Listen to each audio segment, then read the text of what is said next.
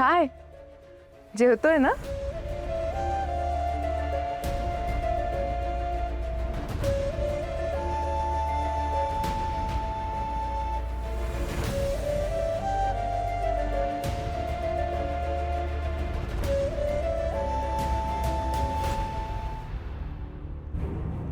या जामकर साहेब जेवा.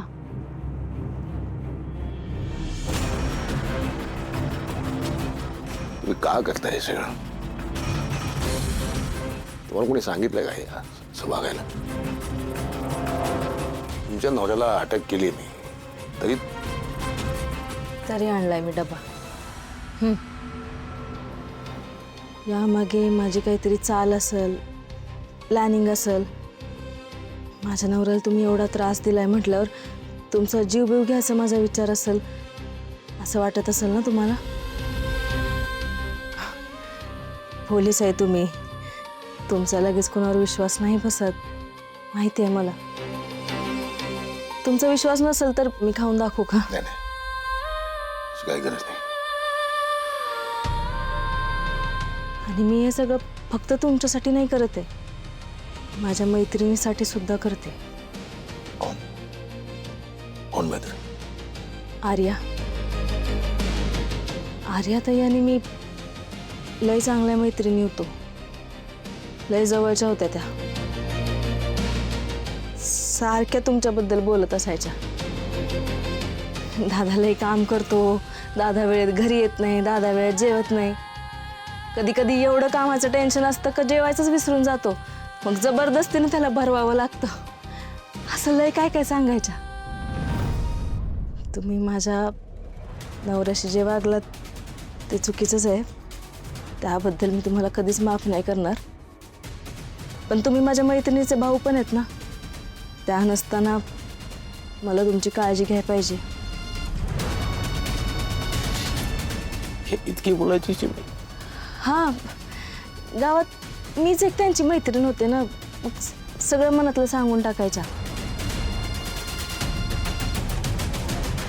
जामकर साहेब, मला तुम्हाला एक गोष्ट सांगायची होती जी आर्या ताईंकडून कळली होती आणि त्यांनी शपथ घातली होती काही गोष्ट कुणाला कळता कामा नये. पण तुमची अशी अवस्था बघून मला आज ती तुम्हाला सांगून टाकावीशी वाटते. काय? सांगा लवकर सांग. आर्या ताई प्रेग्नंट होत्या ते मला पण माहिती होतं. तुम्हाला कसं माहित? आम्ही सोबत असतानाच त्यांना कोरड्या उलट्या झाल्या होत्या. त्यांना तसं जाणवत होतं का त्या वेगळ्या उलट्या आहेत आणि त्या प्रेग्नंट राहिल्यात. म्हणजे त्यांनी स्वतःहून ही गोष्ट पण सांगितली मला. कोण आहे तो? नाव सांगा. तो नवला आहे? नाही नाही नाही, अहो त्यांनी काही नाही केलंय, ते निर्दोष आहेत. नाही, मग कोण आहे? नाव नाव सांगा, बाकीचं मी बघतो. नाही माहीत साहेब मला. मी खूपदा विचारायचा प्रयत्न केला पण आर्याताईंनी कधीच काही सांगितलं नाही. मग मी पण त्या सगळ्यात कधी पडले नाही. त्या अशा प्रेग्नंट राहिल्यामुळं त्या घाबरल्या होत्या. त्यांना खात्री करून घ्यायची होती प्रेग्नन्सीची. माझ्या मागं लागल्या होत्या त्यांच्या संगत जाण्यासाठी.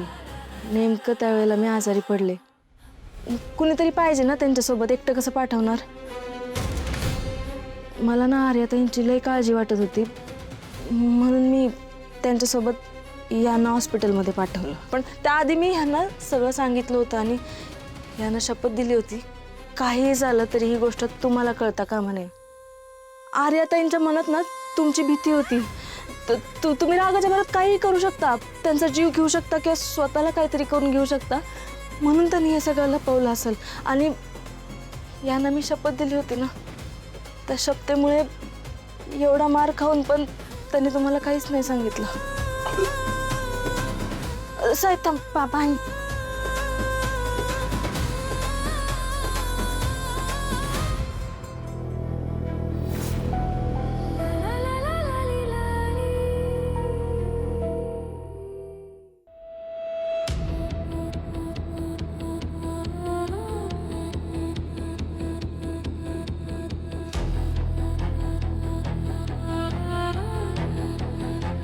ती तुम्हाला इतकं सगळं सांगायची, मग तिने तिच्या पोटात कोणाचं बाळ आहे त्याचं अहो नाही सांगितलं. नाही ना साहेब, कदाचित आर्याताईंना भीती वाटत असावी का त्या व्यक्तीचं नाव तुम्हाला कळलं तर तुम्ही त्यांना सोडणार नाही, म्हणून त्यांनी लपवलं असेल. मला काय वाटतं त्या माणसासोबतच त्या निघून गेल्या असतील आणि आधीच प्रेग्नन्सीचं कळलं असतं तर तुम्ही लय रागावला असतात म्हणून तर आधीच निघून गेल्या असतील. म्हणजे विचार करा ना हो साहेब, माझ्या इतक्या जवळ होत्या त्या, माझी चांगली मैत्री होती त्यांच्याशी, सगळं शेअर करायच्या माझ्यासोबत, तरी मला माहीत नाही त्या कुठे आहेत. माझ्या नवऱ्याला कसं माहीत असेल? खरं तर माझ्यामुळेच अडकलेत ह्या सगळ्यात ते. मी त्यांना आर्याताईंसोबत हॉस्पिटलमध्ये पाठवायलाच नको होतं. तुम्ही ह्यांना पकडायला देवळात आलात ना तेव्हाच तुम्हाला हे सगळं सांगणार होते मी, पण मला माझ्या मैत्रिणीची इज्जत अशी चव्हाट्यावर नव्हती मांडायची साहेब. तुम्ही माझ्यासाठी जेवण घेऊन आला, धन्यवाद. जातो. साहेब थोडं खाल्लं असतं तर. नाही नको मला. नाही तुम्ही जा, मी करेन हे सगळं. अहो तुम्हाला कधी वेळ मिळाला आवरायला? घराची अवस्था बघा ना, आर्या ते घरातून निघून गेल्यापासून अहो.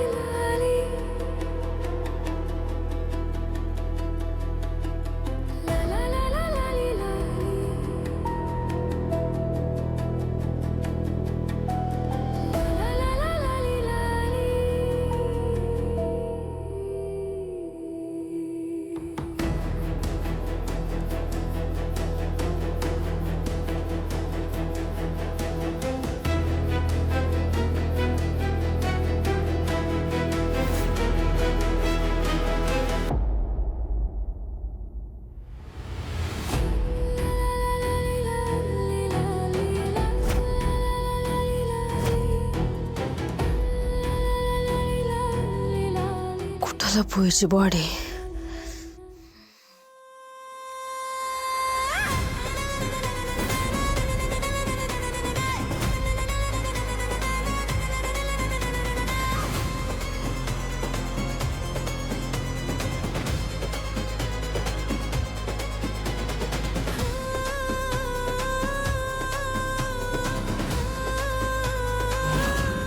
तू तुझ्या मर्यादेत राहिली असतीस तर आज जिवंत असतेस.